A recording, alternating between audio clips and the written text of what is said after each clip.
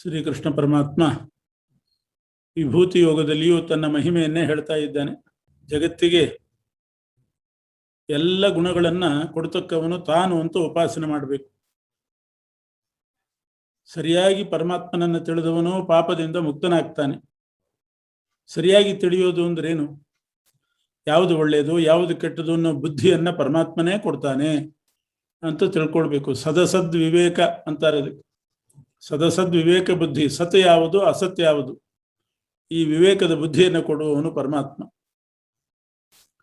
ಮಾಡಬಾರ್ದು ಕೆಲಸಗಳನ್ನು ಮಾಡಿಕೂಡ್ದು, ಅಕಾರ್ಯದಲ್ಲಿ ಇಚ್ಛೆಯ ತಡೆ, ಇಚ್ಛೆ ಉಂಟಾಗದೇ ಇರುವಂತೆ ಮಾಡುವವನು ಪರಮಾತ್ಮ. ಕ್ಷಮಾಗುಣ, ಸತ್ಯ ನುಡಿಯೋದು, ಇಂದ್ರಿಯ ನಿಗ್ರಹ, ಭಗವಂತನಲ್ಲಿ ಆಸಕ್ತಿ, ಸುಖ ದುಃಖಗಳು, ಭಯ ಅಭಯ, ಇನ್ನೊಬ್ಬರ ಹಿಂಸೆ ಮಾಡೋದು, ಏನೇ ಸುಖ ದುಃಖ ಬಂದಾಗ ನಿರ್ವಿಕಾರವಾಗಿರುವಿಕೆ, ಭೌತಿಕ ಸುಖದಲ್ಲಿ ಅಲಂಬುದ್ಧಿ, ಸಾಕು ಅನ್ನುವ ಬುದ್ಧಿ, ಬ್ರಹ್ಮಚರ್ಯಾದಿ ತಪಸ್ಸು ಮಾಡುವ ಬುದ್ಧಿ, ಧರ್ಮದಿಂದ ಸಂಪಾದನೆ ಮಾಡಿದ್ದನ್ನು ಇನ್ನೊಬ್ಬರಿಗೆ ದಾನ ಮಾಡಬೇಕು ಅನ್ನುವ ದಾನದ ಬುದ್ಧಿ, ಕೀರ್ತಿ ಅಪಕೀರ್ತಿ ಎಲ್ಲ ಪರಮಾತ್ಮನಿಂದಲೇ ಉಂಟಾಗುವುದು ಅಂತ ತಿಳ್ಕೊಳ್ಬೇಕು. ಇದೆಲ್ಲ ಕೊಡುವ ನಾನೇ ಅಂತ ತನ್ನ ಮಹಿಮೆ ಹೇಳಿದ್ದಾನೆ.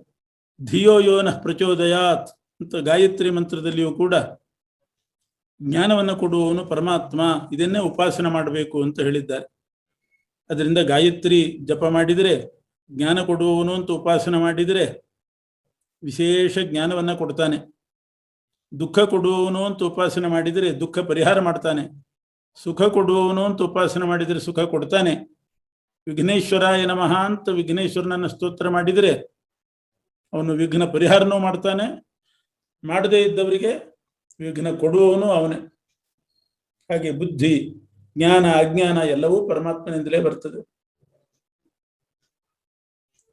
ಅದರಿಂದ ಪರಮಾತ್ಮ ಜ್ಞಾನಪ್ರದ ಅಂತ ಉಪಾಸನೆ ಮಾಡ್ತಾ ಮಾಡ್ತಾ ಗಾಯತ್ರಿ ಜಪ ಮಾಡಿದವರು ಬಹಳ ಬುದ್ಧಿವಂತರಾಗಿದ್ದಾರೆ. ಆ ವಂಶದಲ್ಲಿ ಹುಟ್ಟಿದವರು ಬುದ್ಧಿವಂತರೇ, ಗಾಯತ್ರಿ ಜಪ ಮಾಡುವ ಪರಂಪರೆಯಲ್ಲಿ ಬಂದವರು. ಮತ್ತೆ ಅರ್ಜುನ ಪ್ರಶ್ನೆ ಮಾಡ್ತಾನೆ, ಎಲ್ಲ ಸೃಷ್ಟಿ ಮಾಡಿದ್ದು ನೀನೇ ಅಂತ ಹೇಳ್ಕೊಳ್ತಾ ಇದ್ದಿ, ಚತುರ್ಮುಖ ಬ್ರಹ್ಮದೇವರಲ್ವೇ ಸೃಷ್ಟಿ ಮಾಡಿದವರು, ಸ್ವಯಂಭವಮನು ಅಲ್ವೇ ಮಾನವರನ್ನ ಸೃಷ್ಟಿ ಮಾಡಿದ್ದು, ಇಂಥಿಂಥ ಗೋತ್ರದವರು ಅಂತ ಹೇಳ್ಕೊಳ್ತಾರೆ. ಕಾಶ್ಯಪ ಗೋತ್ರ, ಭಾರದ್ವಾಜ ಗೋತ್ರ, ಆತ್ರೇಯಸ ಗೋತ್ರ, ಅವ್ರನ್ನೆಲ್ಲ ಋಷಿಗಳಲ್ವೇ ಸೃಷ್ಟಿ ಮಾಡಿದ್ದು, ನೀನೇ ಸೃಷ್ಟಿ ಮಾಡಿದ್ದು ಅಂದ್ರೆ ಹೇಗೆ? ಅದಕ್ಕೆ ಕೃಷ್ಣ ಹೇಳ್ತಾನೆ, ಹೌದು, ಚತುರ್ಮುಖ ಬ್ರಹ್ಮದೇವರು ಸೃಷ್ಟಿ ಮಾಡಿದ್ದು ಹೌದು, ಆದರೆ ಆ ಬ್ರಹ್ಮದೇವರನ್ನು ಸೃಷ್ಟಿ ಮಾಡಿದವನು ನಾನು. ಬ್ರಹ್ಮದೇವರ ಒಳಗಿದ್ದು ಅವರನ್ನ ನಿಮಿತ್ತ ಮಾಡಿಕೊಂಡು ಅಂತರ್ಯಾಮಿಯಾಗಿದ್ದು ಅವರ ಮೂಲಕ ಸೃಷ್ಟಿ ಮಾಡಿದ್ದೇನೆ. ಮನು, ಸ್ವಯಂಭವ ಮನು ಮೊದಲಾದವರು ಸೃಷ್ಟಿಕರ್ತರು, ಅವರೊಳಗೆ ನಾನಿದ್ದೇನೆ. ಅವರನ್ನು ಸೃಷ್ಟಿ ಮಾಡಿದವನು ನಾನು, ಅವರ ಮೂಲಕ ಸೃಷ್ಟಿ ಮಾಡಿಸಿದ್ದೇನೆ. ಹಿಂದಿನ ಮನ್ವಂತರದಲ್ಲಿ ಒಂದಂಥ ಸಪ್ತರ್ಷಿಗಳು, ಮರೀಚಿ, ಅತ್ರಿ, ಅಂಗಿರ, ಪುಲಸ್ತ್ಯ, ಪುಲಹ, ಕ್ರತು, ವಸಿಷ್ಠ, ಇವರೇ ಮಹಾ ತೇಜಸ್ವಿಗಳಾದ ಸಪ್ತರ್ಷಿಗಳು, ಮೊದಲನೇ ಮನ್ವಂತರದವು. ಇವರನ್ನು ಹುಟ್ಟಿಸಿದವನು ನಾನೇ. ಈಗಿನ ಮಹರ್ಷಿಗಳಲ್ಲ, ಅದಕ್ಕೆ ಮಹರ್ಷಯ ಸಪ್ತಪೂರ್ವೆ ಎಂದಿದ್ದು. ಈಗಿನ ಮಹರ್ಷಿಗಳು ಬೇರೆ, ವಿಶ್ವಾಮಿತ್ರ ಮೊದಲಾದವರು ಬರ್ತಾರೆ. ಜಮದಗ್ನಿ, ವಸಿಷ್ಠ, ವಿಶ್ವಾಮಿತ್ರ, ಋಷಿಪಂಚಮಿ ಪೂಜೆ ಮಾಡಿಸ್ಕೊಳ್ಳುವವರು ಈ ಮನ್ವಂತರದ ಸಪ್ತರ್ಷಿಗಳವರು. ಹಿಂದಿನ ಸಪ್ತರ್ಷಿಗಳನ್ನು ಹುಟ್ಟಿಸಿದ್ದು ನಾನೇ ಅಂತಾನೆ. ಸ್ವಯಂಭವ ಮನು ಮೊದಲಾದ ಮನುಗಳು ಅವರು ನನ್ನಿಂದಲೇ ಹುಟ್ಟಿದ್ದು. ಅಥವಾ ಮನು ಶಬ್ದಕ್ಕೆ ಇನ್ನೊಂದು ಅರ್ಥ, ಬ್ರಾಹ್ಮಣ, ಕ್ಷತ್ರಿಯ, ವೈಶ್ಯ, ಶೂದ್ರ ಎಂಬ 4 ವಿಭಾಗದ ದೇವತೆಗಳು ಅವರು ನನ್ನಿಂದಲೇ ಹುಟ್ಟಿದ್ದು. ಬ್ರಾಹ್ಮಣ ದೇವತೆಗಳು, ಕ್ಷತ್ರಿಯ ದೇವತೆಗಳು, ವೈಶ್ಯ ದೇವತೆಗಳು, ಶೂದ್ರ ದೇವತೆಗಳು, ಚತ್ವಾರೋ ಮನವಃ ಅವರು ನನ್ನಿಂದಲೇ ಹುಟ್ಟಿದ್ದು. ಏನರ್ಥ? ಬ್ರಾಹ್ಮಣ ದೇವತೆಗಳು ಅಂದ್ರೆ ಯಾರು? ದೇವತೆಗಳಲ್ಲಿ ಶೂದ್ರರು ಅಂತಿದ್ದಾರ? ಇಲ್ಲ, ದೇವತೆಗಳಲ್ಲಿ ಬ್ರಾಹ್ಮಣ, ಕ್ಷತ್ರಿಯ, ವೈಶ್ಯ, ಶೂದ್ರ ಅನ್ನೋ ವಿಭಾಗ ಇಲ್ಲ. ಆದರೆ ಚತ್ವಾರೋ ಮನವಃ ಅನ್ನೋದಕ್ಕೆ ಆಚಾರ್ಯರು ಇದನ್ನು ಅರ್ಥ ಬರೆದಿದ್ದಾರೆ. 4 ವರ್ಣದ ದೇವತೆಗಳು ಅಂತ. 4 ವರ್ಣ ದೇವತೆಗಳಲ್ಲಿಲ್ಲ. ಪ್ರತಿಯೊಬ್ಬ ದೇವತೆಯೂ ಕೂಡ ಎಲ್ಲಾ ವರ್ಣಕ್ಕೆ ಸೇರಿದವರೇ. ಪ್ರತಿಯೊಬ್ಬ ದೇವತೆ ಬ್ರಾಹ್ಮಣನೂ ಹೌದು, ಕ್ಷತ್ರಿಯನೂ ಹೌದು, ವೈಶ್ಯನೂ ಹೌದು, ಶೂದ್ರನೂ ಹೌದು. ವಿಭಾಗ ಇಲ್ಲ. ಇಂತಿಷ್ಟು ದೇವತೆಗಳು ಬ್ರಾಹ್ಮಣರು, ಇಂತಿಷ್ಟು ದೇವತೆಗಳು ಶೂದ್ರರು ಅನ್ನೋ ವಿಭಾಗ ಇಲ್ಲ. ಎಲ್ಲಾ ವರ್ಣದವರು ಆಗಿರ್ತಾರೆ. ಪ್ರತಿಯೊಬ್ಬರು ಕೂಡ ಶೂದ್ರ, ಕ್ಷತ್ರಿಯ, ವೈಶ್ಯ ಎಲ್ಲರೂ ಆಗಿರ್ತಾರೆ.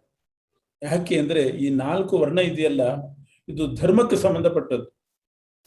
ಪಾಠ ಪ್ರವಚನಾದಿಗಳು, ಜಪ ತಪ ಇದೆಲ್ಲ ಮಾಡಿಕೊಂಡಿರುವವರು ಬ್ರಾಹ್ಮಣರು, ಯುದ್ಧ ಮಾಡುವವರು ಕ್ಷತ್ರಿಯರು, ಧರ್ಮ ಯುದ್ಧ ಮಾಡುವವರು, ವ್ಯಾಪಾರಾದಿಗಳನ್ನ ಮಾಡುವವರು ಕೃಷಿ, ಗೋರಕ್ಷ, ವಾಣಿಜ್ಯ ಇದೆಲ್ಲ ವೈಶ್ಯರು. ಈ 3 ಜನರಿಗೆ ಅನುಕೂಲವಾಗಿ ಶುಶ್ರೂಷಾದಿಗಳನ್ನ ಮಾಡಿಕೊಂಡಿರುವವರು ಶೂದ್ರರು ಅಂತ ಲೆಕ್ಕ. ಇದು ಜಗತ್ತು ನಡಿಲಿಕ್ಕೆ ಇವೆಲ್ಲ ಬೇಕು. ಧರ್ಮ, ಯಜ್ಞ, ಯಾಗ ಮಾಡೋದು, ಪಾಠ ಪ್ರವಚನ ಅದು ಬೇಕು. ಶತ್ರುಗಳನ್ನ ಸದೆ ಬಡಿಲಿಕ್ಕೆ ಯುದ್ಧ ಮಾಡುವವರು ಬೇಕು. ಕೃಷಿ, ಗೋರಕ್ಷ, ವಾಣಿಜ್ಯ ಮಾಡುವವರು ಬೇಕು. ಇವರಿಗೆ ಅನುಕೂಲವಾಗಿ ಶುಶ್ರೂಷೆ ಮಾಡುವವರು ಬೇಕು. 4 ವರ್ಣದವರಿದ್ದರೆ ಮಾತ್ರ ಜಗತ್ತು ನಡೀತದೆ. ಅದಕ್ಕೆ ಪರಮಾತ್ಮ 4 ವರ್ಣ, ಒಂದೊಂದು ವರ್ಣದವರಿಗೆ ಒಂದೊಂದು ಧರ್ಮ ಅಂತ ಮಾಡಿಟ್ಟಿದ್ದಾನೆ. ದೇವತೆಗಳು 4 ವರ್ಣದ ಧರ್ಮವನ್ನ ಮಾಡ್ತಾರೆ. ಪ್ರತಿಯೊಬ್ಬ ದೇವತೆ ಬ್ರಾಹ್ಮಣ ಧರ್ಮವನ್ನು ಅನುಷ್ಠಾನ ಮಾಡ್ತಾನೆ, ಯುದ್ಧನೂ ಮಾಡ್ತಾನೆ, ವ್ಯಾಪಾರನೂ ಮಾಡ್ತಾನೆ, ಎಲ್ಲ ಮಾಡ್ತಾನೆ, ಶುಶ್ರೂಷಾದಿಗಳನ್ನು ಮಾಡ್ಲಿಕ್ಕೆ ಸಮರ್ಥರು. ಆದ್ದರಿಂದ ದೇವತೆಗಳಲ್ಲಿ ಸರ್ವವರ್ಣಕ್ಕೂ ಸೇರಿದವರೇ ಅವರೆಲ್ಲ. ಎಲ್ಲ ಧರ್ಮನೂ ಮಾಡ್ತಾರೆ, ವರ್ಣ ಧರ್ಮಗಳನ್ನ. ಹಾಗಾಗಿ ಅವರಲ್ಲಿ ವಿಭಾಗ ಇಲ್ಲ. ಆದರೆ ಬ್ರಾಹ್ಮಣ ದೇವತೆಗಳು, ಕ್ಷತ್ರಿಯ ದೇವತೆಗಳು ಅಂತ ಆಚಾರ್ಯ ಬರೆದಿದ್ದಾರೆ. ಅದರ ಅಭಿಪ್ರಾಯ ಏನು ಅಂದ್ರೆ, ಬ್ರಾಹ್ಮಣ ವರ್ಣಕ್ಕೆ ಅಭಿಮಾನಿಗಳು, ಕ್ಷತ್ರಿಯ ವರ್ಣದವರಿಗೆ ಅಭಿಮಾನಿಗಳು. ಉದಾಹರಣೆಗೆ ಚತುರ್ಮುಖ ಬ್ರಹ್ಮದೇವರಿದ್ದಾರೆ. ಇವರು ಬ್ರಾಹ್ಮಣ ವರ್ಣದ ಅಭಿಮಾನಿ ದೇವತೆಗಳು. ಅವರು 4 ವರ್ಣಕ್ಕೆ ಸೇರಿದ್ದಾರೆ. ಆದರೆ ಮನುಷ್ಯರಲ್ಲಿ ಬ್ರಾಹ್ಮಣ ಮನುಷ್ಯರೇನಿದ್ದಾರೆ, ಅವರಿಗೆ ಅಭಿಮಾನಿಗಳು ಚತುರ್ಮುಖ ಬ್ರಹ್ಮದೇವರು. ಇನ್ನು ವಾಯುದೇವರು, ರುದ್ರದೇವರು, ಶೇಷದೇವರು, ಗರುಡ, ಇಂದ್ರ, ಮನ್ಮಥ, ವರುಣ, ಚಂದ್ರ, ಸೂರ್ಯ, ಯಮ ಇವರೆಲ್ಲ ಕ್ಷತ್ರಿಯ ವರ್ಣಕ್ಕೆ ಅಭಿಮಾನಿ ದೇವತೆಗಳು. ಕ್ಷತ್ರಿಯ ದೇವತೆಗಳು ಅಂದ್ರೆ ಕ್ಷತ್ರಿಯರು ಅಂತ ಅರ್ಥ ಅಲ್ಲ, ಕ್ಷತ್ರಿಯ ವರ್ಣದವರಿಗೆ ಅಭಿಮಾನಿಗಳು.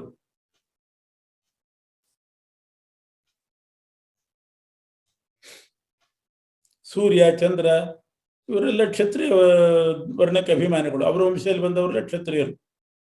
ಇನ್ನು ರುದ್ರದೇವರನ್ನ ಬಿಟ್ಟು ಏಕಾದಶ ರುದ್ರರು ಅಂತ ಒಂದು ಗಣ ಇದೆ ದೇವತೆಗಳಲ್ಲಿ. ಅದರಲ್ಲಿ ಶಂಕರ ಇಲ್ಲಿಗೆ ಬಂದ.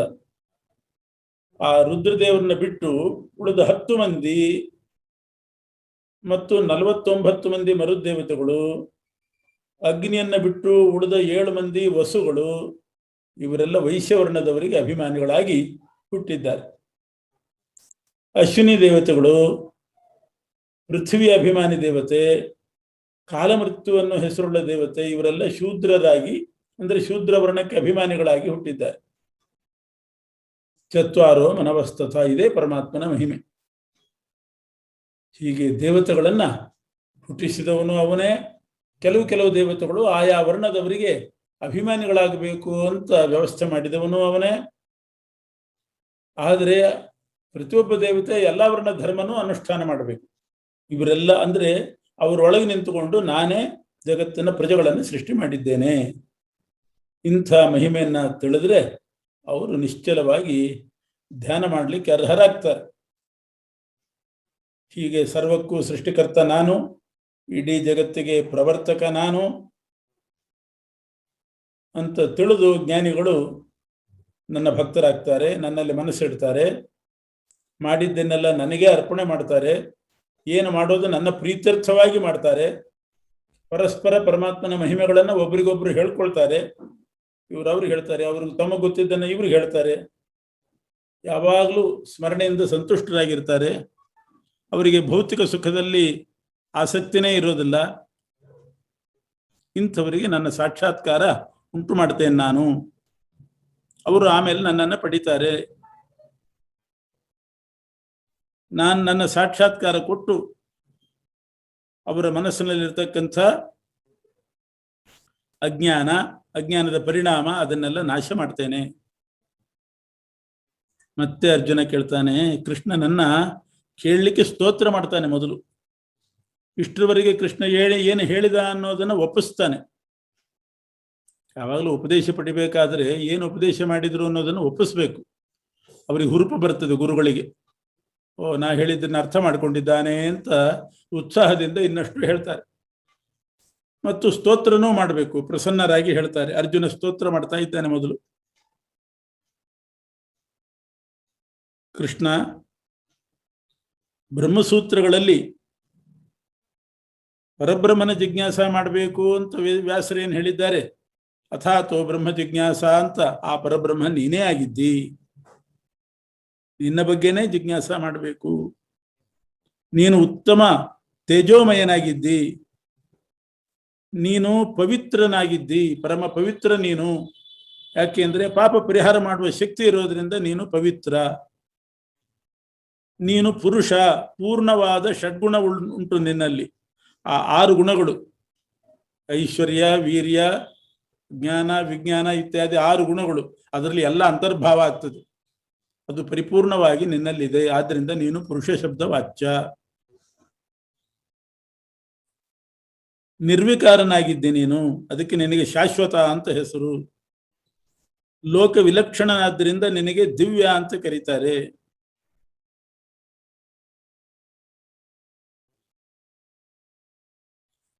ನೀನು ಎಲ್ಲ ದೇವತೆಗಳಿಗೂ ಆದಿಯಲ್ಲಿದ್ದವನು, ಆದಿ ಕಾಲದಲ್ಲಿದ್ದವನು. ಆದ್ರಿಂದ ಆದಿದೇವ. ನಿನಗೆ ಹುಟ್ಟು ಅನ್ನೋದೇ ಇಲ್ಲ, ಆದ್ರಿಂದ ಅಜ. ಜನನ ಇಲ್ಲ, ಆದ್ರಿಂದ ಅಜನಾಗಿತ್ತಿ. ನಾನಾ ಪ್ರಪಂಚದ ಉತ್ಪತ್ತಿಗೆ ಕಾರಣನಾಗಿದ್ದೆ, ಆದ್ರಿಂದ ವಿಭೂ. ವಿ ಅಂದ್ರೆ ವಿವಿಧವಾದ, ಭೂ ಉತ್ಪತ್ತಿಗೆ ನೀನು ಕಾರಣನಾಗಿದ್ದಿ. ಸಮಸ್ತ ಋಷಿಗಳು, ದೇವಋಷಿಗಳಾದ ನಾರದರು, ಅಸಿತ ದೇವಲರು, ವ್ಯಾಸರು ಎಲ್ಲ ನಿನ್ನ ಮಹಿಮೆಯನ್ನ ಹೇಳಿದ್ದಾರೆ. ನೀನೂ ಹೇಳ್ತಾ ಇದ್ದಿ. ಅರ್ಜುನ ಹೇಳ್ತಾ ಇದ್ದಾನೆ, ಸ್ತೋತ್ರ ಮಾಡ್ತಾ ಇದ್ದಾನೆ. ವ್ಯಾಸರು ಹೇಳಿದ್ದಾರೆ, ನಾರದರು ಹೇಳಿದ್ದಾರೆ, ನೀನೂ ಹೇಳ್ಕೊಂಡಿದ್ದಿ. ಇದೆಲ್ಲ ಏನರ್ಥ ಅಂದ್ರೆ, ಕೆಲವರು ಇಲ್ಲದೇ ಇದ್ದ ಮಹಿಮೆಯನ್ನು ಹೇಳೋದುಂಟು, ಹೊಗಳೋದುಂಟು, ಸ್ವಾರ್ಥಕ್ಕೋಸ್ಕರ ನೀನೇ ಇಂದ್ರ, ನೀನೇ ಚಂದ್ರ ಅಂತ ಹೊಗಳೋದುಂಟು. ಋಷಿಗಳು ನಿನ್ನನ್ನು ಹೊಗಳ್ತಾರೆ, ನಿನ್ನ ಮಹಿಮೆ ಹೇಳ್ತಾರೆ ಅಂದ್ರೆ ಅದು ಸತ್ಯ ಅಂತ ಅರ್ಥ. ಯಾಕೆಂದ್ರೆ ಅವ್ರಿಗೇನು ಸ್ವಾರ್ಥ ಇಲ್ಲ. ನಿನ್ನನ್ನು ಹೊಗಳಿ ನಿನ್ನಿಂದ ಅವ್ರೇನು ಪಡಿಬೇಕಾದ್ದಿಲ್ಲ, ಸ್ವಾರ್ಥವೇ ಇಲ್ಲ. ಆದ್ರೂ ಹೇಳ್ತಾರೆ ಅಂದ್ರೆ ಸತ್ಯವಾದನ್ನು ಹೇಳ್ತಾರೆ ಅಂತ ಅರ್ಥ. ಏನೋ ಆಸೆ ಇದ್ದವರು ಬಂದು ಹೇಳ್ತಾರೆ, ಅದು ಸತ್ಯ ಆಗ್ಬೇಕಾಗಿಲ್ಲ. ತಮ್ಮ ಆಸೆ ಪೂರೈಸ್ಕೊಳ್ಳಿಕ್ಕೋಸ್ಕರ ಏನೇನೋ ಹೇಳ್ತಾರೆ. ನಾರದರು ಅವರು ಪರಮಹಂಸರು, ಅವ್ರಿಗೇನು ಆಸೆ ಇಲ್ಲ. ಅವರು ನಿನ್ನ ಮಹಿಮೆಯನ್ನ ಕೊಂಡಾಡ್ತಾರೆ ಅಂದಮೇಲೆ ನಿನ್ನ ಮಹಿಮೆ ಸತ್ಯ ಅಂತ ಅರ್ಥ. ಬರೀ ಅವರು ಮಹಿಮೆ ಕೊಂಡಾಡಿದ್ದು ಮಾತ್ರ ಅಲ್ಲ, ಗ್ರಂಥಗಳಲ್ಲಿ ಬರೆದಿಟ್ಟಿದ್ದಾರೆ ಅಂದಮೇಲೆ ಸತ್ಯ ಅಂತಲೇ ಆಗ್ಬೇಕು. ಯಾಕೆ ಬರೆಯುವಾಗ ಸತ್ಯವನ್ನೇ ಬರಿಬೇಕಾಗ್ತದೆ, ಆಚಂದ್ರರ್ಕ ಉಳಿತದದು. ಹೇಳುವಾಗ ಏನ್ ಬೇಕಾದ್ರೆ ಹೇಳ್ತಾರೆ, ಅದಕ್ಕೆ ಹೇಳೋದುಂಟು, ಸಹಸ್ರಂ ವದ ಏಕಂ ಮಾಲಿಕ ಅಂತ. 1000 ಮಾತಾಡು, ಗಾಳಿಗೆ ಹಾರಿ ಹೋಗ್ತದೆ. ಬರೆದಿಡ್ಬೇಕಾದ್ರೆ ಎಚ್ಚರಿಕೆಯಿಂದ ಬರೀ. ಅವರೆಲ್ಲರೂ ಕೂಡ ಬರೆದಿಟ್ಟಿದ್ದಾರೆ ನಿನ್ನ ಮಹಿಮೆಯನ್ನ. ನಿಸ್ವಾರ್ಥಿಗಳು ಅಂದ್ಮೇಲೆ ಸತ್ಯ ಅಂತ ಅರ್ಥ ತಾನೆ, ಸುಳ್ಳು ಮಹಿಮೆ ಅಲ್ಲ. ಮತ್ತು ವ್ಯಾಸರು ಹೇಳಿದ್ದಾರೆ ಅಂದ್ರೆ ಅದು ಸತ್ಯನೇ. ಯಾಕೆ ವ್ಯಾಸರು, ಅರ್ಜುನ ಹೇಳ್ತಾನೆ, ವೇದವ್ಯಾಸ ದೇವರು ನಮ್ಮ ತಂದೆ ಪಾಂಡುರಾಜನಿಗೆ ತಂದೆ. ಅವರು ಅರ್ಜುನನ ತಂದೆ ಪಾಂಡುರಾಜನ ತಂದೆ ವ್ಯಾಸರು. ವ್ಯಾಸರು ನಂಗೆ ಹೇಳಿದ್ದಾರೆ ಅಂತ ಅರ್ಜುನ ಹೇಳಿದ್ರೆ ಅಜ್ಜ ಹೇಳಿದ ಹಾಗಾಯ್ತು, ಅಜ್ಜ ಮೊಮ್ಮಗನಿಗೆ ಹೇಳಿದಂತಾಯ್ತು. ಅಜ್ಜ ಮೊಮ್ಮಗನಿಗೆ ಎಲ್ಲಾದ್ರೂ ಸುಳ್ಳು ಹೇಳ್ತಾನ? ಮೊಮ್ಮಗನ್ ಕುಡಿಸ್ಕೊಂಡು ತಪ್ಪು ಹೇಳಿ ಸುಳ್ಳು ಹೇಳೋದು ಅಂತ ಉಂಟೆ ಇಲ್ಲಾದ್ರೂ ಲೋಕದಲ್ಲಿ? ಮತ್ತು ನೀನು ಒಪ್ಕೊಂಡು ಹೇಳ್ತಾ ಇದ್ದಿ. ಆದ್ರಿಂದ ಇವೆಲ್ಲವೂ ಕೂಡ ಸತ್ಯನೇ, ಸಂಶಯ ಪಡುವ ಅಗತ್ಯವೇ ಇಲ್ಲ ನಿನ್ನ ಮಹಿಮೆ ವಿಷಯದಲ್ಲಿ. ನೀನು ಪುರುಷೋತ್ತಮ, ಜಗತ್ ಸೃಷ್ಟಿಕರ್ತ, ಒಡೆಯ, ದೇವತೆಗಳಿಗೂ ದೇವತೆ, ಜಗತ್ಪತಿಯಾಗಿದ್ದಿ ಅಂತ ಎಷ್ಟೆಲ್ಲ ಹೊಗಳಿ ಆಮೇಲೆ ಕೇಳ್ತಾನೆ ಅರ್ಜುನ, ನಿನ್ನ ವಿಭೂತಿ ರೂಪಗಳನ್ನ ನಾನು ತಿಳ್ಕೊಳ್ಬೇಕು ಅಂತ ಇಚ್ಛೆ ಪಟ್ಟಿದ್ದೇನೆ. ಯಾವ್ಯಾವ ವಿಭೂತಿ ರೂಪದಿಂದ ನೀನು ಲೋಕದಲ್ಲಿ ವ್ಯಾಪಿಸಿದ್ದೀಯಾ?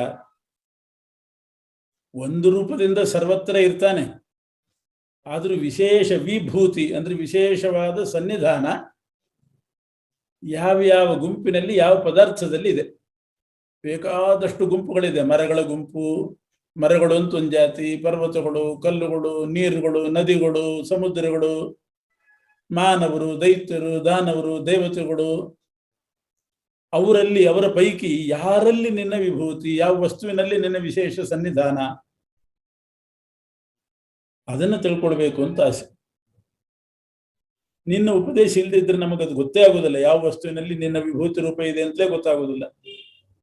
ಅದನ್ನು ವಿಸ್ತಾರವಾಗಿ ಹೇಳೋದು. ನಿನ್ನ ಉಪದೇಶ ಅಮೃತದಂತಹದ್ದು, ಅಮೃತವಾಣಿ. ಪದೇ ಪದೇ ಕೇಳಬೇಕು ಅಂತ ಅನಿಸ್ತದೆ, ಹೇಳು. ಆಗ ಹೇಳ್ತಾನೆ ಕೃಷ್ಣ, ಪೂರ್ತಿ ಹೇಳಲಿಕ್ಕೆ ಆಗೋದಿಲ್ಲ ವಿಭೂತಿ ರೂಪಗಳನ್ನ, ಸ್ವಲ್ಪ ಮಟ್ಟಿಗೆ ಹೇಳ್ತೇನೆ. ವಿಭೂತಿ ಅಂದ್ರೆ ಏನು? ಒಂದು ಗುಂಪಿನಲ್ಲಿ ಒಂದು ವಸ್ತು ಎದ್ದು ಕಾಣ್ತದೆ, ಅದಕ್ಕೊಂದು ಮಹತ್ವ ಇರ್ತದೆ. ಅಲ್ಲಿ ಪರಮಾತ್ಮನ ವಿಶೇಷ ಭೂತಿ ಸನ್ನಿಧಾನ ಇದೆ ಅಂತ ತಿಳ್ಕೊಳ್ಬೇಕು. ಆ ಉತ್ಕರ್ಷ ಬರಲಿಕ್ಕೆ ಕಾರಣವಾದ ಒಂದು ಸನ್ನಿಧಾನ, ಅದಕ್ಕೆ ವಿಭೂತಿ ಅಂತ ಕರೀತಾರೆ. ಕೆಲವು ವಸ್ತುಗಳಿಗೆ ರಕ್ಷಕನಾಗಿದ್ದಾನೆ, ಕೆಲವು ವಸ್ತುಗಳಿಗೆ ನಾಶಕನಾಗಿದ್ದಾನೆ. ಅದೆಲ್ಲ ಹೇಳ್ತೇನೆ ಕೇಳು. ಆದಿತ್ಯರು ಅಂತ ಒಂದು ಗುಂಪಿದೆ ದೇವತೆಗಳಲ್ಲಿ. ದ್ವಾದಶ ಆದಿತ್ಯರು ಅಂತ 12 ಮಂದಿ ಆದಿತ್ಯರಿದ್ದಾರೆ, ಆದಿತ್ಯ ಮಕ್ಕಳು. ಅವರ ಪೈಕಿ ವಿಷ್ಣು, ದ್ವಾದಶ ಆದಿತ್ಯರ ಪೈಕಿ ವಿಷ್ಣು ಅಂತ ಒಬ್ಬ ಇದ್ದಾನೆ. ಅವನಲ್ಲಿ ನನ್ನ ವಿಭೂತಿ ಅಲ್ಲ, ನಾನೇ ಆ ವಿಷ್ಣು. ಆದ್ರಿಂದ ದ್ವಾದಶ ಆದಿತ್ಯರಲ್ಲಿ ವಿಷ್ಣುವಿಗೆ ಪ್ರಾಧಾನ್ಯ. ಜ್ಯೋತಿ ರೂಪ ವಸ್ತುಗಳಲ್ಲಿ, ಬೆಳಕು ಕೊಡುವ ವಸ್ತುಗಳಲ್ಲಿ ಬೆಂಕಿ, ಚಂದ್ರ, ಸೂರ್ಯ, ನಕ್ಷತ್ರ ಬೇಕಾದಷ್ಟಿದೆ. ಮಣಿಗಳು, ವಜ್ರ, ಇವೆಲ್ಲ ಬೆಳಕು ಕೊಡುವಂತಹದ್ದು. ಅಂಥ ಜ್ಯೋತಿ ರೂಪ ವಸ್ತುಗಳಲ್ಲಿ ಸೂರ್ಯನಲ್ಲಿ ನನ್ನ ವಿಭೂತಿ ಇದೆ. ಸೂರ್ಯನೇ ನಾನು ಅಂತ ತಿಳ್ಕೊಳ್ಬಾರ್ದು. ಸೂರ್ಯನಲ್ಲಿ ಪರಮಾತ್ಮನ ವಿಶೇಷ ಸನ್ನಿಧಾನ. ಆದ್ದರಿಂದ ಜ್ಯೋತಿಷ್ ಪದಾರ್ಥಗಳಲ್ಲಿ, ಜ್ಯೋತಿಷಗಳಲ್ಲಿ ಸೂರ್ಯ ಬಹಳ ಮಹತ್ವದವನು. ಅಷ್ಟು ಬೆಳಕು ಅಗ್ನಿಯಿಂದ ಬರೋದಿಲ್ಲ, ಚಂದ್ರನಿಂದ ಬರೋದಿಲ್ಲ, ಸೂರ್ಯನಿಂದಲೇ ಬರ್ತದೆ. ಪರಮಾತ್ಮನ ವಿಶೇಷ ಸನ್ನಿಧಾನ. ಆ ಸೂರ್ಯದಲ್ಲೇ, ಸೂರ್ಯ ಮಂಡಲದಲ್ಲೇ ಮಧ್ಯದಲ್ಲಿ ಪರಮಾತ್ಮ ನಾರಾಯಣ ಇರೋದು. ಪೂರ್ವ, ದಕ್ಷಿಣ, ಪಶ್ಚಿಮ, ಉತ್ತರ 4 ದಿಕ್ಕುಗಳಲ್ಲಿ ವಾಸುದೇವ, ಸಂಕರ್ಷಣ, ಪ್ರದ್ಯುಮ್ನ, ಅನಿರುದ್ಧರಿದ್ದಾರೆ.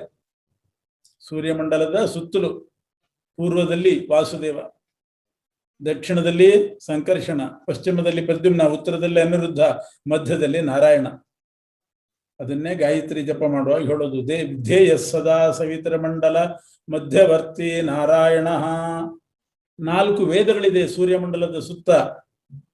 ಋಗ್ವೇದ, ಯಜುರ್ವೇದ, ಸಾಮವೇದ, ಅಥರ್ವಣ ವೇದ, ಮಧ್ಯದಲ್ಲಿ ಇತಿಹಾಸ ಪುರಾಣಾದಿಗಳಿದೆ. ಇದಕ್ಕೆಲ್ಲ ಏನ್ ಕಾರಣ ಅಂತಂದ್ರೆ ಸೂರ್ಯನಲ್ಲಿ ಪರಮಾತ್ಮನ ವಿಭೂತಿ ಇದೆ.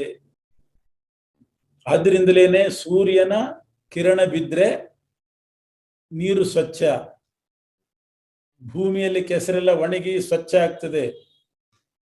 ಇಡೀ ದೇಶವನ್ನ ಸ್ವಚ್ಛವಾಗಿ ಇಡುವವನು ಸೂರ್ಯ. ಆರೋಗ್ಯ ಕೊಡೋದು ಸೂರ್ಯ. ಆರೋಗ್ಯಂ ಭಾಸ್ಕರಾದಿಚ್ಛೇತ್. 10 ಡಾಕ್ಟರ್ಗಳು ಮಾಡುವ ಕೆಲಸ ಒಂದು ಅಗ್ನಿ ಮಾಡ್ತದಂತೆ. 10 ಅಗ್ನಿ ಮಾಡುವ ಕೆಲಸ ಒಬ್ಬ ಸೂರ್ಯ ಮಾಡ್ತಾನಂತೆ. ಸೂರ್ಯನ ಕಿರಣದಲ್ಲಿ ಅಂಥ ಔಷಧದ ಶಕ್ತಿ ಇದೆ ಅವನ ಕಿರಣದಲ್ಲಿ. ಇದೆಲ್ಲ ಪರಮಾತ್ಮನ ವಿಭೂತಿ ರೂಪದಿಂದ. 49 ಮಂದಿ ಮರುದೇವತೆಗಳ ಪೈಕಿ ಮರೀಚಿ ಅಂತ ಒಬ್ಬ, ಅವನಲ್ಲಿ ಪರಮಾತ್ಮನ ವಿಶೇಷ ಸನ್ನಿಧಾನ ಇದೆ. ಮರೀಚಿರ್ ಮರುತಾಮಸ್ಮಿ 49 ಒಂದು ಗುಂಪದು ದೇವತೆಗಳಲ್ಲಿ. ಅಲ್ಲಿ ಮರೀಚಿಯಲ್ಲಿ ಪರಮಾತ್ಮನ ವಿಭೂತಿ. ನಕ್ಷತ್ರಗಳು, ಆಕಾಶದಲ್ಲಿ ನೋಡಿದಾಗ ಕೋಟಿಗಟ್ಟಲೆ ನಕ್ಷತ್ರ. ಆ ನಕ್ಷತ್ರಗಳ ಮಧ್ಯದಲ್ಲಿ ಎದ್ದು ಕಾಣುವವನು ಚಂದ್ರ. ಚಂದ್ರ ನಕ್ಷತ್ರ ಅಲ್ಲ, ನಕ್ಷತ್ರಗಳ ಮಧ್ಯದಲ್ಲಿ ವಿಜಾತೀಯನಾಗಿರ್ತಾನೆ. ನಕ್ಷತ್ರದ ಜಾತಿ ಅಲ್ಲ ಚಂದ್ರ, ವಿಜಾತೀಯ. ಆದರೆ ನಕ್ಷತ್ರಗಳ ಮಧ್ಯದಲ್ಲಿ ಎದ್ದು ಕಾಣಿಸ್ತಾನೆ. ಪರಮಾತ್ಮನ ವಿಭೂತಿ ಇದೆ ಚಂದ್ರನಲ್ಲಿ. ಚಂದ್ರನ ಕಿರಣವೂ ಬೇಕು ಸಸ್ಯಗಳಿಗೆ. ರಾತ್ರಿ ಹೊತ್ತು ಚಂದ್ರನ ಕಿರಣ ಸಸ್ಯದ ಮೇಲೆ ಬಿದ್ದರೆ ಅದರಿಂದ ಸಸ್ಯ ಅಭಿವೃದ್ಧಿ ಆಗ್ತದೆ. ತಂಪು ಕೊಡುವವನು ಚಂದ್ರ, ಮನೋನಿಯಾಮಕ ಚಂದ್ರ. ಮನಸ್ಸಿನಲ್ಲಿದ್ದು ಮನಸ್ಸಿಗೆ ಶಾಂತಿ, ಅಂತಸ್ತಾಪ, ಒಳಗಿನ ತಾಪ ಪರಿಹಾರ ಮಾಡೋದು ಚಂದ್ರ. ಪರಮಾತ್ಮನ ವಿಭೂತಿ ಇದೆ ಅವನಲ್ಲಿ. ಆದ್ದರಿಂದ ಅನೇಕ ಭಗವದ್ ರೂಪಗಳು ಚಂದ್ರಮಂಡಲದಲ್ಲೇ ನೆಲೆಸಿರೋದು. ದತ್ತಾತ್ರೇಯ, ಧನ್ವಂತರಿ, ಹಯಗ್ರೀವ ಎಲ್ಲ ಚಂದ್ರಮಂಡಲದಲ್ಲೇ. ಸೀತಾಂಶು ಮಂಡಲಗತಂ ಸ್ಮರತಾತ್ಮ ಸಂಸ್ಥಂ ಅಂತಾರೆ. ಎಲ್ಲ ಚಂದ್ರಮಂಡಲದಲ್ಲಿ ಅನೇಕ ಭಗವದ್ ರೂಪಗಳ ಸನ್ನಿಧಾನ. ಭಗವದ್ ರೂಪಗಳಲ್ಲಿ ನೆಲೆಸಿದ್ದಾವೆ, ವಿಭೂತಿ ಇದೆ. ವೇದಗಳ ಪೈಕಿ 4 ವೇದಗಳ ಗುಂಪಿದೆ. ವೇದಗಳ ಪೈಕಿ ಸಾಮವೇದದಲ್ಲಿ ಪರಮಾತ್ಮನ ವಿಭೂತಿ. ಯಾಕೆ? ಗಾನ ರೂಪ, ಹಾಡು, ಗಾನಪ್ರಿಯ ಪರಮಾತ್ಮ. ಎಲ್ಲರೂ ಗಾನಕ್ಕೆ ಮಾರು ಹೋಗ್ತಾರೆ. ಸಾಮವೇದ ಗಾನ ರೂಪ. ಆದ್ದರಿಂದ ಭಗವಂತನ ಸನ್ನಿಧಾನ ವಿಭೂತಿ ರೂಪ ಇದೆ.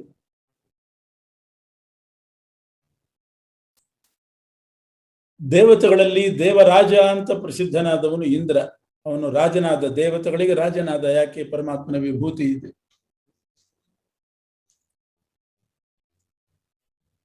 ಅವನು ಮನಸ್ಸಿಗೆ ಅಭಿಮಾನಿ, ಮನೋನಿಯಾಮಕ, ದಿಕ್ಪಾಲಕ. ಇಂದ್ರ ದಿಕ್ಪಾಲಕ. ಋಗ್ವೇದದಲ್ಲಿ ವಿಶೇಷವಾಗಿ ಇಂದ್ರ ಕೊಂಡಾಡಲ್ಪಟ್ಟಿದ್ದಾನೆ. ಹೆಚ್ಚಿನ ಮಂತ್ರ ಋಗ್ವೇದದಲ್ಲಿ ಇಂದ್ರನನ್ನೇ ಹೇಳೋದು. ಅಂದ್ರೆ ಇಂದ್ರಾಂತರ್ಯಾಮಿ ಪರಮಾತ್ಮನನ್ನ. ಇಂದ್ರಿಯಗಳದ್ದೊಂದು ಗುಂಪು. ನಮ್ಮ ದೇಹದಲ್ಲಿ ಕಣ್ಣು, ಕಿವಿ, ಮೂಗು, ನಾಲಿಗೆ, ಕರಿ, ಕಾಲು, ಕರ್ಮೇಂದ್ರಿಯ, ಜ್ಞಾನೇಂದ್ರಿಯ, ಇವುಗಳ ಮಧ್ಯದಲ್ಲಿ ಮನಸ್ಸು, ಅದರಲ್ಲಿ ಪರಮಾತ್ಮನ ವಿಭೂತಿ. ಯಾಕೆಂದ್ರೆ ಮನಸ್ಸೇ ಮುಖ್ಯ. ಇಂದ್ರಿಯ ಜಯಕ್ಕೆ ಮನಸ್ಸು ಜಯ ಮುಖ್ಯ. ಮೊದಲು ಮನಸ್ಸನ್ನೇ ಗೆಲ್ಲಬೇಕು, ಆಮೇಲೆ ಇಂದ್ರಿಯ ಗೆಲ್ಲೋದು ಸುಲಭ. ಮನಸ್ಸು ಗೆಲ್ಲದೆ ಇದ್ರೆ ಇಂದ್ರಿಯ ಗೆಲ್ಲಿಕ್ಕಾಗಲ್ಲ.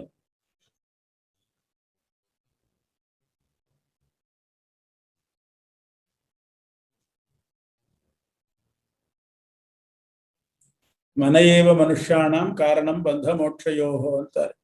ಮನಸ್ಸೇ ಮುಖ್ಯ ಕಾರಣ.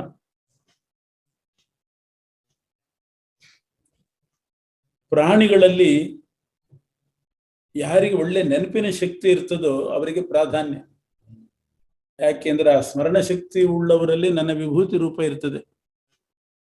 ಆದ್ರಿಂದ ಸ್ಮರಣ ಶಕ್ತಿ ಉತ್ಕರ್ಷಕ್ಕೆ ಕಾರಣ ನನ್ನ ವಿಭೂತಿ ರೂಪ ಇರೋದ್ರಿಂದ. ಏಕಾದಶ ರುದ್ರರಿದ್ದಾರೆ.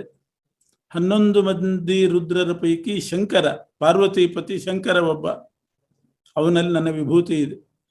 ಅದರಿಂದ ಅವನು ದಿಕ್ಪಾಲಕನಾಗಿದ್ದಾನೆ. ಶಂಕರ ಅನೇಕ ಅಸುರರನ್ನು ಸಂಹಾರ ಮಾಡಿದ್ದಾನೆ. ಮನೋನಿಯಾಮಕನಾಗಿದ್ದಾನೆ. ಮನಸ್ಸಿಗೆ ಶಾಂತಿ ಕೊಡುವವನು ಶಂಕರನೇ. ವೈಷ್ಣವರಲ್ಲಿ ಅಗ್ರಗಣ್ಯ ಅಂತ ಪ್ರಸಿದ್ಧನಾದವನು. ಈಶ್ವರಾತ್ ಜ್ಞಾನವನ್ವಿಚ್ಛೇತ, ಹರಿಸರ್ವೋತ್ತಮತ್ವ ಜ್ಞಾನ ಕೊಡೋದು ರುದ್ರದೇವರು. ಭೂಮಿ, ನೀರು, ಬೆಂಕಿ, ಗಾಳಿ, ಆಕಾಶ, ಸೂರ್ಯ, ಚಂದ್ರ ಸಾಧಕರಾದ ಜೀವರು. ಇಷ್ಟರಲ್ಲಿ ರುದ್ರದೇವರು ಇರ್ತಾರೆ. ಪಂಚಭೂತಗಳಲ್ಲಿ ಸೂರ್ಯ ಚಂದ್ರರಲ್ಲಿ ಸಾಧಕರಲ್ಲಿ ರುದ್ರದೇವರು ಇರ್ತಾರೆ. ಪಂಚಮುಖಿ ರುದ್ರದೇವರು 5 ವಿಧವಾದ ಮನಸ್ಸಿನ ಕತ್ತಲೆಯನ್ನ ನಾಶ ಮಾಡತಕ್ಕಂಥವ್ರು. ಇದೆಲ್ಲ ಪರಮಾತ್ಮನ ವಿಭೂತಿ ರೂಪದಿಂದ. ಯಕ್ಷರು, ರಾಕ್ಷಸರು ಅಂತ ಒಂದು ಗುಂಪು. ಅವರಲ್ಲಿ ಕುಬೇರ ಶ್ರೇಷ್ಠ, ಧನಾಧ್ಯಕ್ಷ ಆದ್ರಿಂದ, ಮತ್ತು ದಿಕ್ಪಾಲಕನೂ ಹೌದು ಕುಬೇರ.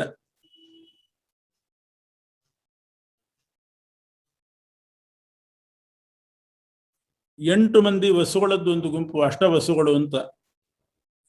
ಅಷ್ಟವಸುಗಳ ಮಧ್ಯದಲ್ಲಿ ಅಗ್ನಿ ಶ್ರೇಷ್ಠ. ಯಾಕೆಂದ್ರೆ ಅಗ್ನಿ ಇಲ್ಲದೆ ಅಡಿಗೆ ಆಗೋದಿಲ್ಲ. ಸೂರ್ಯ ಇರೋ ತನಕ ಸೂರ್ಯನ ಬೆಳಕು, ಸೂರ್ಯ ಅಸ್ತಂಗತನಾದಾಗ ಅಗ್ನಿ ಬೆಳಕು. ದೀಪ ಹಚ್ಚುತ್ತೇವೆ, ಅಗ್ನಿದ್ದೇ ಬೆಳಕು. ದೇವತೆಗಳಿಗೆ ಬಾಯಿ, ಅಗ್ನಿ ದೇವತೆಗಳಿಗೆ ಬಾಯಿ ಅಂತ ಲೆಕ್ಕ.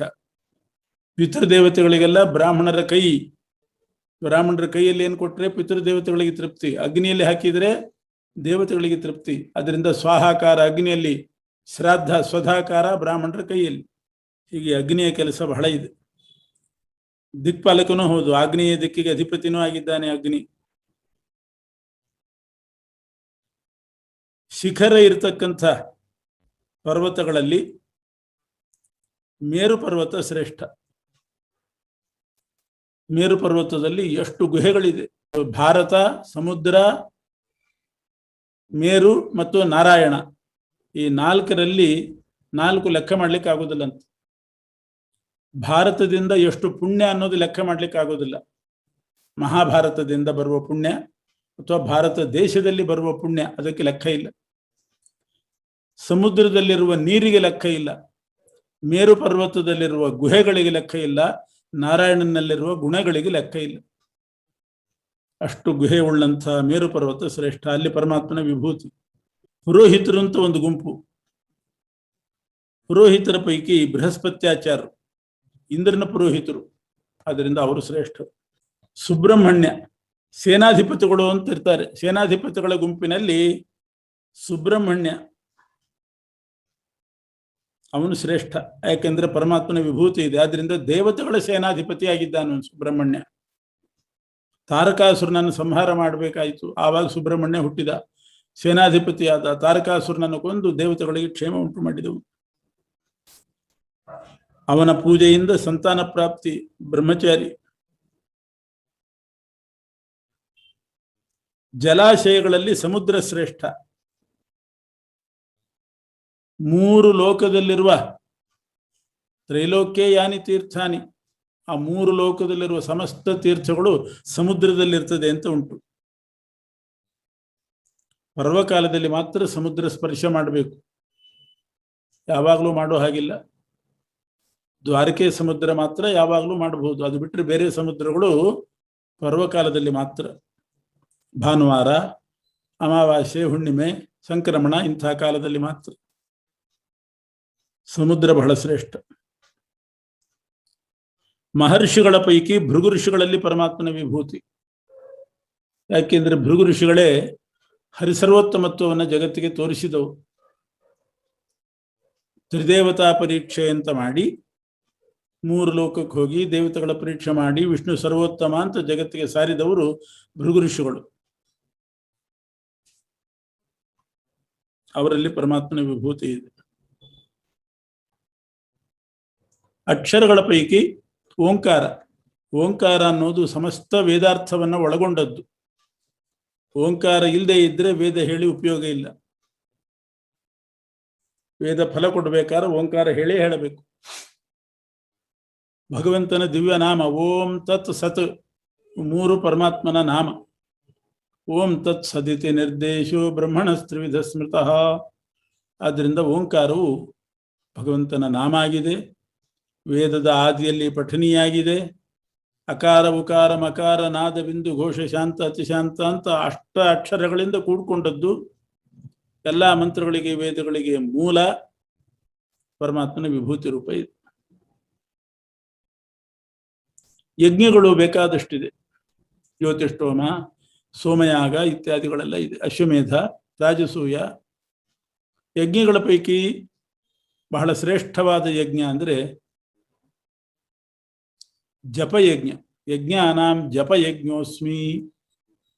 ಯಾಕೆ ಜಪಯಜ್ಞ ಮಾಡುವಾಗ ಹೊಗೆ ಬರಲ್ಲ, ತಾಪ ಆಗೋದಿಲ್ಲ, ಹೆಚ್ಚು ಖರ್ಚೂ ಇಲ್ಲ, ಯಾರಿಗೆ ತೊಂದರೆಯೂ ಇಲ್ಲ. ಏಕಾಂತದಲ್ಲಿ ಎಲ್ಲಿಯಾದರೂ ಕೂತುಕೊಂಡು ಜಪ ಮಾಡಿಬಿಟ್ರೆ ಆ ಜಪಯಜ್ಞವೇ ಶ್ರೇಷ್ಠ.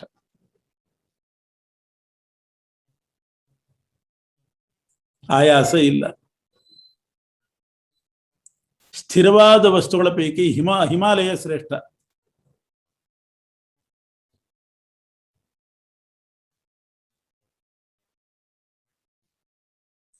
ಮರಗಳ ಪೈಕಿ ಅಶ್ವತ್ಥ.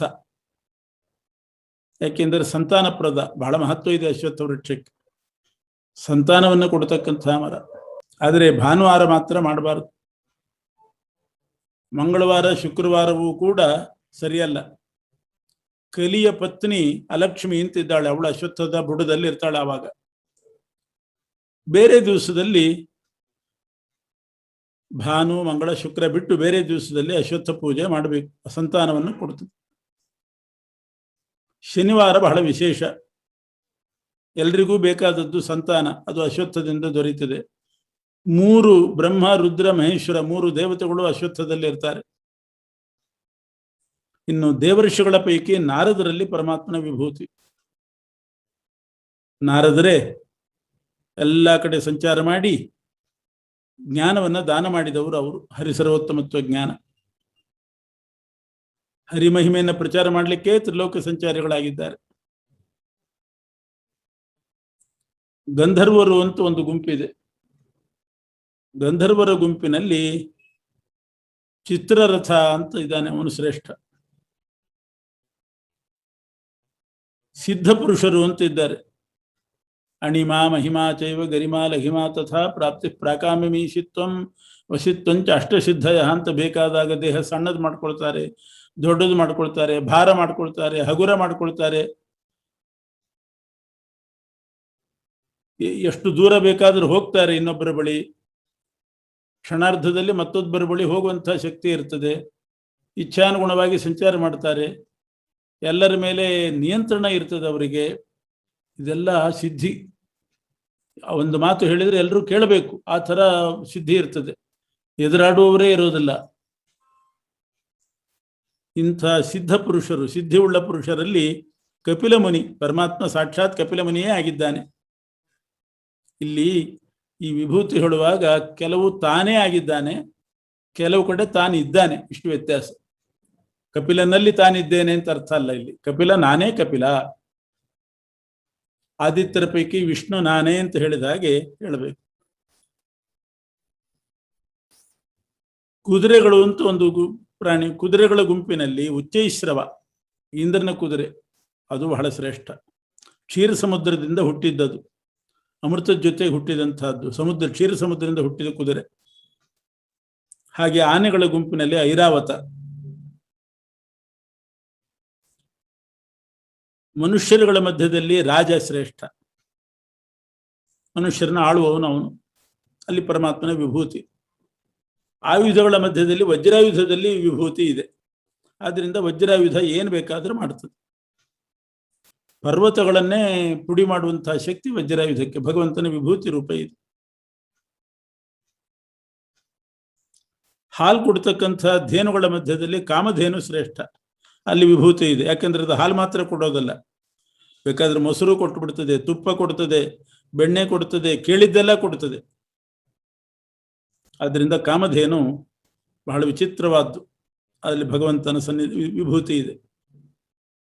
ಸುಖಗಳ ಪೈಕಿ, ಮನುಷ್ಯ ಅನುಭವಿಸುವ ಸುಖಗಳ ಪೈಕಿ ಕಾಮಸುಖ ಶ್ರೇಷ್ಠ. ಆ ಕಾಮಸುಖದಲ್ಲಿ ಭಗವಂತನ ವಿಭೂತಿ ಇದೆ. ಸರ್ಪಗಳ ಮಧ್ಯದಲ್ಲಿ ವಾಸುಕಿ. ಸರ್ಪ ಅಂದ್ರೆ ಒಂದು ಹೆಡೆ ಇರುವ ಹಾವುಗಳಿಗೆ ಸರ್ಪ ಅಂತಾರೆ. ಅವುಗಳ ಮಧ್ಯದಲ್ಲಿ ವಾಸುಕಿ ಶ್ರೇಷ್ಠ. ಅನೇಕ ಹೆಡೆಗಳಿದ್ರೆ ಅದಕ್ಕೆ ನಾಗ ಅಂತ ಕರೀತಾರೆ. ಶೇಷದೇವರು ಶ್ರೇಷ್ಠ, ಭೂಮಿಯನ್ನು ಹೊತ್ತವರು. ಜಲಚರ ಪ್ರಾಣಿಗಳ ಪೈಕಿ, ನೀರಿನಲ್ಲಿ ಇರುವಂತಹ ಜಲಚರ ಪ್ರಾಣಿಗಳ ಪೈಕಿ ವರುಣದೇವರು. ಪಿತೃಗಳು ಅಂತ, ಪಿತೃದೇವತೆಗಳು ಅಂತ ಇದ್ದಾರೆ ಒಂದು ಗುಂಪು. ಆ ಪಿತೃದೇವತೆಗಳ ಗುಂಪಿನಲ್ಲಿ ಅರಿಯಮ ಅಂತ ಒಬ್ಬ ಪಿತೃದೇವತೆ, ಅವನು ಶ್ರೇಷ್ಠ. ಅಲ್ಲಿ ಭಗವಂತನ ವಿಭೂತಿ. ಶಿಕ್ಷೆ ಕೊಡ್ತಕ್ಕಂಥ ಶಿಕ್ಷಕರು, ಪಾಠ ಹೇಳುವವರು ಅಂತ ಅರ್ಥ ಅಲ್ಲ, ಶಿಕ್ಷೆ ಕೊಡುವವರು, ಅವರ ಮಧ್ಯದಲ್ಲಿ ಯಮದೇವರು ಶ್ರೇಷ್ಠ. ದೈತ್ಯಗಳ ಗುಂಪಿನಲ್ಲಿ ಪ್ರಹ್ಲಾದ ಶ್ರೇಷ್ಠ. ವಿಭೂತಿ ಇದೆ. ಆದ್ರಿಂದ ಯಾರಿಗೂ ಏನೂ ಮಾಡ್ಲಿಕ್ಕೆ ಆಗ್ಲಿಲ್ಲ ಪ್ರಹ್ಲಾದನನ್ನ. ಭಗವಂತನ ವಿಭೂತಿ ಪಾತ್ರನಾಗಿದ್ದಾನೆ. ಪಾಪಿಗಳನ್ನ ಬಂಧನ ಮಾಡಿ ಯಮನ ಹತ್ರ ಒಯ್ಯುವವರಿದ್ದಾರೆ, ಬಂಧಕರು. ಅವರಲ್ಲಿ ಕಾಲ ಅಂತ ಒಬ್ಬ ದೇವತೆ ಇದ್ದಾನೆ. ಬಂಧಕರಲ್ಲಿ ಕಾಲ ದೇವತೆ, ಕಾಲನಾಮಕ ದೇವತೆ ಶ್ರೇಷ್ಠ. ಅಲ್ಲಿ ವಿಭೂತಿ ಇದೆ. ಮೃಗಗಳಲ್ಲಿ ಕಾಡಿನಲ್ಲಿರತಕ್ಕಂಥ ಮೃಗಗಳ ಪೈಕಿ ಸಿಂಹ ಶ್ರೇಷ್ಠ. ಅದಕ್ಕೆ ಮೃಗರಾಜ ಅಂತಲೇ ಹೆಸರು. ಅಲ್ಲೂ ಭಗವಂತನ ವಿಭೂತಿ ಇದೆ. ಪಕ್ಷಿಗಳ ಮಧ್ಯದಲ್ಲಿ ಗರುಡ ವಿಭೂತಿ ಪಾತ್ರನಾಗಿದ್ದಾನೆ. ಶಸ್ತ್ರಧಾರಿಗಳ ಪೈಕಿ ರಾಮದೇವರು, ಕೋದಂಡ ರಾಮ, ದಾಶರಥಿ ರಾಮ ಶ್ರೇಷ್ಠ. ಜಲಚರ ಪ್ರಾಣಿಗಳು, ಮತ್ಸ್ಯಗಳು ಅಂತ, ಆ ಮತ್ಸ್ಯ ಜಾತಿಯಲ್ಲಿ ಮಕರ ಅಂತನ್ನುವಂಥದ್ದೊಂದಿದೆ, ಅದು ಮೊಸಳೆ, ಅದು ಶ್ರೇಷ್ಠ. ನದಿಗಳ ಮಧ್ಯದಲ್ಲಿ, ನದಿಗಳ ಪೈಕಿ ಭಾಗೀರಥಿಯಲ್ಲಿ ವಿಭೂತಿ ಇದೆ, ಗಂಗಾ ನದಿಯಲ್ಲಿ ಭಗವಂತನ ವಿಭೂತಿ. ಆದ್ದರಿಂದ ಗಂಗಾ ನದಿ ಬಹಳ ಸರ್ವೋತ್ತಮವಾದ ನದಿ. ಮತ್ತು ಜಗತ್ತಿಗೆ ಸೃಷ್ಟಿಕರ್ತ ನಾನೇ, ಲಯಕರ್ತ ನಾನೇ, ಸಂಹಾರಕರ್ತನೂ ನಾನೇ, ಪಾಲನ ಮಾಡುವವನು ನಾನೇ. ಯಾವ ದೇಶದಲ್ಲಿ ಯಾವ ಕಾಲದಲ್ಲಿಯೂ ನನ್ನನ್ನು ಬಿಟ್ಟರೆ ಮತ್ತೊಬ್ಬರು ಸೃಷ್ಟಿ ಸಂಹಾರ ಮಾಡುವವರಿಲ್ಲ, ಅದನ್ನು ಮಧ್ಯದಲ್ಲಿ ಹೇಳಿದ್ದಾನೆ. ವಿದ್ಯೆಗಳು ಅಂತಿದೆ, ಅನೇಕ ವಿದ್ಯೆಗಳು. ಆ ವಿದ್ಯೆಗಳ ಪೈಕಿ ಯಾವುದು ಶ್ರೇಷ್ಠ? ವೇದಾಂತ ವಿದ್ಯೆ ಶ್ರೇಷ್ಠ. ವೇದಾಂತ ವಿದ್ಯೆಯಲ್ಲಿ ಪರಮಾತ್ಮನ ವಿಭೂತಿ. ಅದರಿಂದ ಬೇಕಾದಷ್ಟು ವಿದ್ಯೆ ಕಲಿತವರು ಇರ್ತಾರೆ, ಆದರೆ ವೇದಾಂತ ವಿದ್ಯೆ ಕಲಿತವರಿಗೆ ವಿದ್ವಾನ್ ಅಂತ ಕರೀತಾರೆ, ಅವರಿಗಿರೋ ಮರ್ಯಾದೆನೇ ಬೇರೆ. ವೇದಾಂತ ವಿದ್ಯೆಯಲ್ಲಿ ಪರಮಾತ್ಮನ ವಿಭೂತಿ ಇದೆ. ವೇದಾಂತ ವಿದ್ಯೆ ಅಂದ್ರೆ ಇದೆ, ಬ್ರಹ್ಮಸೂತ್ರ, ಗೀತಾ, ಇವೆಲ್ಲ ವೇದಾಂತ ವಿದ್ಯೆ. ಚರ್ಚೆಗಳು ಅಂತಿದೆ, ವಾದ, ಜಲ್ಪ, ವಿತಂಡ ಅಂತ 3 ಥರ ಚರ್ಚೆಗಳು. ಇದರಲ್ಲಿ ವಾದ ಅನ್ನೋದು ಬಹಳ ಶ್ರೇಷ್ಠವಾದ ವಿಭೂತಿ ಇದೆ. ಅದರಲ್ಲಿ ವಿತಂಡ ಮಾಡಬಾರ್ದು, ವಾದ ಮಾಡಬೇಕು. ವಾದ ಅಂದ್ರೆ ಏನು? ಗುರುಗಳು ಮತ್ತು ಶಿಷ್ಯರು ಪರಸ್ಪರ ಪ್ರಶ್ನೋತ್ತರಗಳಿಂದ ಸಂಶಯ ಪರಿಹಾರ ಮಾಡಿಕೊಳ್ಳೋದು. ಶಿಷ್ಯ ಕೇಳೋದು, ಗುರುಗಳು ಉತ್ತರ ಹೇಳೋದು, ಇದು ವಾದ. ಈ ಚರ್ಚೆ ಬಹಳ ಶ್ರೇಷ್ಠ. ಇದರಲ್ಲಿ ಪರಮಾತ್ಮನ ವಿಭೂತಿ ಇದೆ.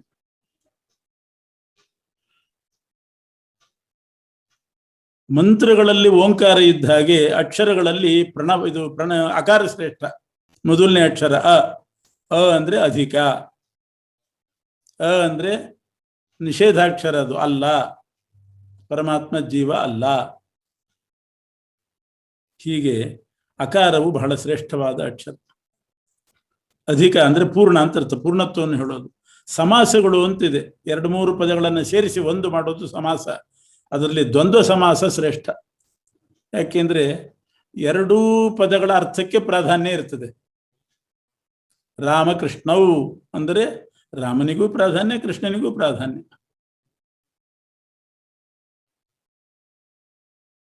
ಹೀಗೆ ದ್ವಂದ್ವ ಸಮಾಸ ಶ್ರೇಷ್ಠವಾದ.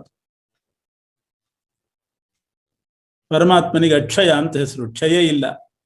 ಧಾತ ಅಂತ ಹೆಸರು, ರಕ್ಷಣೆ ಮಾಡೋದ್ರಿಂದ. ಎಲ್ಲ ದಿಕ್ಕಿನಲ್ಲಿ ವ್ಯಾಪ್ತನಾದ್ರಿಂದ ವಿಶ್ವತೋಮುಖ. ರೋಗಾದಿಗಳನ್ನು ಉಂಟು ಮಾಡಿ ಪ್ರಾಣಿಗಳನ್ನು ನಾಶ ಮಾಡೋದ್ರಿಂದ ಮೃತ್ಯು ಅಂತಲೂ ಹೆಸರು ಅವನಿಗೆ. ಉದ್ಭವ ಅಂತ ಹೆಸರು, ಪ್ರಾಣಿಗಳನ್ನು ಸೃಷ್ಟಿ ಮಾಡೋದು ಅವನೇ, ಆದ್ರಿಂದ ಉದ್ಭವ.